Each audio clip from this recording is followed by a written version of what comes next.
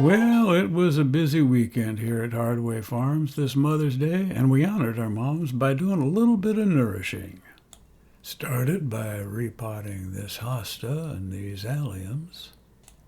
Moved on to repotting and shearing a whole bunch of boxwoods. Moved on to adding some stuff to our specimen table. Love that guy. Don't know what he is. And on the other table, we put in a dahlia in front of some alliums.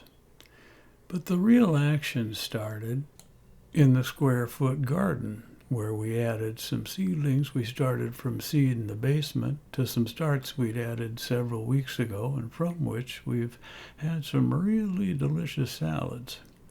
But that wasn't enough room, so we moved our base of operations to the front square foot garden, and we added a whole bunch of black seeded Simpson and some Rouge de Vert and a little bit of butter crunch to some miscellaneous plants we already had there.